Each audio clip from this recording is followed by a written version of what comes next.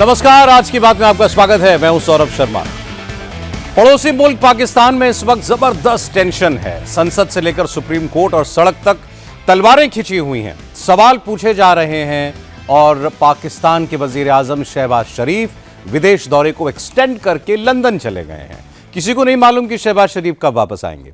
असल में शहबाज शरीफ की वापसी का इंतजार इसलिए किया जा रहा है क्योंकि पाकिस्तान में कानूनी तौर पर इस वक्त कोई आर्मी चीफ नहीं है। फील्ड मार्शल आसिम मुनीर का 3 साल का टेन्योर 29 नवंबर को खत्म हो चुका है, लेकिन सरकार की तरफ से न तो उसका कार्यकाल बढ़ाने का नोटिफिकेशन आया, न ही नए आर्मी चीफ का ऐलान हुआ।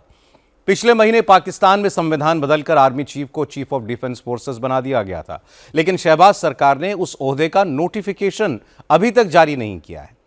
इसलिए सवाल उठ रहे हैं कि आखिर पाकिस्तान का आर्मी चीफ, देश का चीफ ऑफ डिफेंस फोर्सेस आखिर है कौन, और पाकिस्तान के प्राइम मिनिस्टर मुल्क से बाहर क्यों हैं? क्या फौज और उसकी पालतू शहबाज हुकूमत के बीच टकराव हो गया है?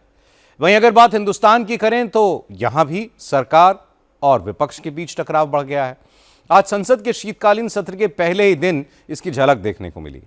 प्रधानमंत्री मोदी के एक बयान पर विपक्ष भड़क गया। आखिर मोदी ने ऐसा क्या कहा, यह आपको दिखाएंगे, लेकिन शुरुआत करते हैं पाकिस्तान से आ रही खबरों से, जहां स्थिति विस्फोटक है। पाकिस्तान की राजधानी इस्लामाबाद और आर्मी के हेडक्वार्टर रावलपिंडी में एक नए टकराव की स्क्रिप्ट तैयार हो चुकी है, जिसके चीफ कैरेक्टर हैं पूर्व प्रधानमंत्री इमरान खान, जिनकी मौत की अफवाह पूरे जोर शोर से पाकिस्तान में फैली हुई है, क्योंकि रावलपिंडी की जेल में बंद इमरान खान से पिछले 1 महीने से किसी की मुलाकात नहीं हुई है। अटकलें हैं कि या तो उनकी मौत हो चुकी है या फिर जेल में इमरान खान की हालत बहुत सीरियस है। ऐसे में इमरान खान की पार्टी ने रावलपिंडी तक चढ़ाई करने का ऐलान कर दिया है। तहरीक-ए-इंसाफ ने चलो अडियाला की कॉल दी है। इमरान खान की पार्टी ने उनसे मिलने के लिए 6 वकीलों की लिस्ट अडियाला जेल एडमिनिस्ट्रेशन को दी है। पीटीआई के नेता पिछले 2-3 हफ्तों से अडियाला जेल में उनसे मिलने की कोशिश कर रहे हैं, लेकिन हर बार जेल अथॉरिटीज उन्हें बैरंग वापस लौटा देती हैं, जेल के अंदर नहीं जाने देती।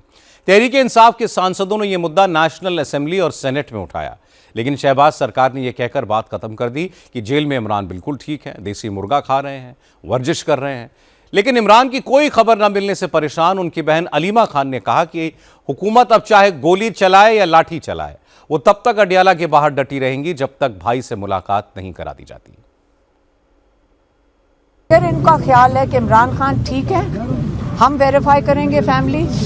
मैं बड़ा क्लियरली बता रही हूँ, हम वहां से नहीं उठेंगे कल जब तक ये हमें इमरान खान नहीं दिखाते। ये हमारा कानूनी और आईनी हक है, हम इसको इस्तेमाल करेंगे। इन्होंने मारना है, गोलियां चलानी है, टीयर गैस करनी है, जो मर्जी करना है। ये गैर कानूनी काम कर रहे हैं, हम नहीं कर रहे। हमारा हक है, दुनिया का लीडर है इमरान खान। शर्म आनी चाहिए इन लोगों को जो इसके साथ कर रहे हैं। और मुझे ना बताएं कि जेलर क्या कह रहे हैं और सारी दुनिया क्या, इनकी हुकूमत के लोग क्या कह रहे हैं। हमें खुद मिलेंगे, हम आकर बताएंगे मीडिया को कि इमरान खान बिल्कुल ठीक है, और फिर आपको और हमें सबको तसल्ली होगी। पाकिस्तान के इंटीरियर मिनिस्टर मतलब गृहमंत्री मोहसिन नकवी ने यह भी साफ कह दिया कि ना आर्मी चीफ को लेकर कोई कंफ्यूजन है, ना सीडीएफ के नोटिफिकेशन का कोई मसला है। मोहसिन नकवी ने कहा कि जो लोग चीफ ऑफ डिफेंस फोर्सेस के नोटिफिकेशन में देरी पर सवाल कर रहे हैं, उनको मजे लेने का पूरा हक है, लेकिन इससे कोई फर्क नहीं पड़ता। कौन सा नोटिफिकेशन?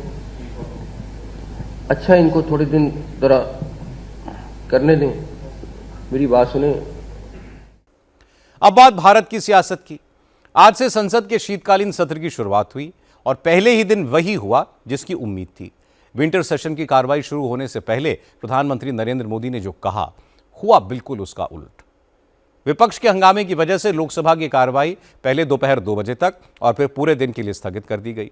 राज्यसभा में कामकाज जरूर हुआ, लेकिन वहां भी विपक्ष की टोका टाकी जारी रही और इसकी वजह बना प्रधानमंत्री मोदी का सदन की कार्रवाई शुरू होने से पहले दिया गया बयान। दरअसल मोदी ने विपक्ष को आज नसीहत दी कि संसद का काम जनता की भलाई की नीतियों की डिलीवरी करना है, ड्रामा करना नहीं। बिहार विधानसभा चुनाव के नतीजों और पिछले कुछ दिनों से एसआईआर पर हो रहे हंगामे को देखते हुए प्रधानमंत्री ने कहा कि विपक्ष को अगर अपनी बात जनता के सामने रखनी है तो इसके लिए वो देश भर में कहीं भी कोई रैली या प्रोटेस्ट कर सकते हैं। इसके लिए सदन में हंगामा करके संसद का वक्त बर्बाद करने की जरूरत नहीं है। हालांकि इसके साथ ही मोदी ने एनडीए के सांसदों को भी सलाह दी कि वो भी सदन में अपनी जीत के घमंड का प्रदर्शन ना करें। ये सत्र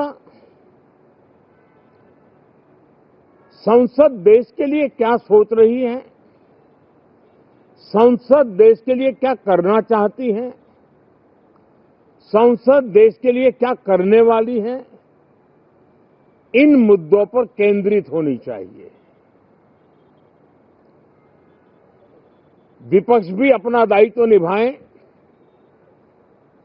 चर्चा में ऐसे मुद्दे उठाएं, मजबूत मुद्दे उठाएं। एसआईआर के खिलाफ इस वक्त सबसे ज्यादा मुखर तृणमूल कांग्रेस दिख रही है। आज भी टीएमसी के सांसदों ने इसके खिलाफ मार्च निकाला। उन्होंने सदन में भी इस मुद्दे को उठाने का ऐलान किया है।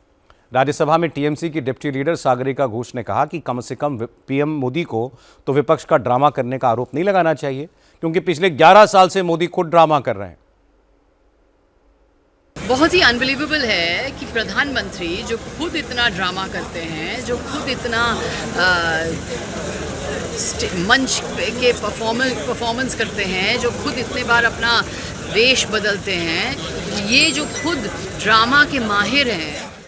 वैसे एसआईआर पर आज सुप्रीम कोर्ट में सुनवाई हुई। पश्चिम बंगाल में चल रहे स्पेशल इंटेंसिव रिवीजन मतलब एसआईआर को चुनौती देने वाली एक याचिका पर चुनाव आयोग ने आज एफिडेविट देकर सुप्रीम कोर्ट में अपना जवाब दिया।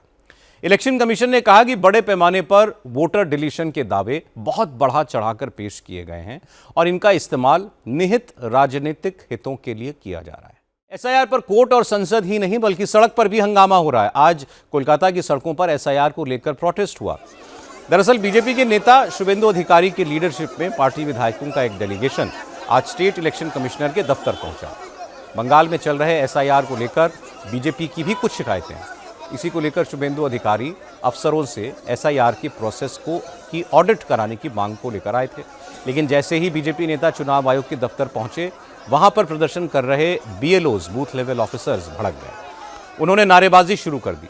बीजेपी दूर हटो, शुभेंदु अधिकारी गो बैक, इलेक्शन कमीशन हाय हाय नारे लगाए।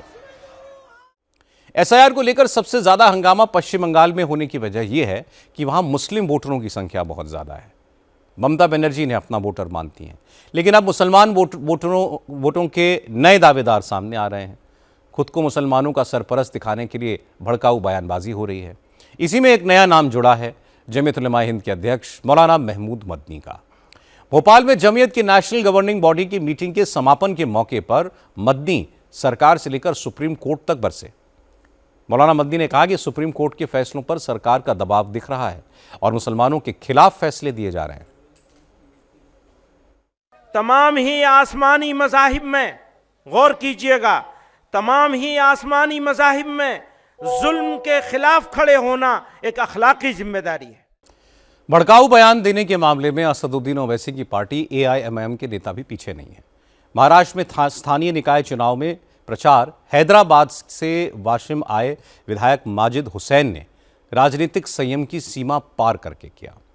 माजिद हुसैन ने कहा कि अगर शरीयत में दखलंदाजी देने की कोशिश की गई तो फिर वो होगा जिसके लिए गलियां कम पड़ जाएंगी।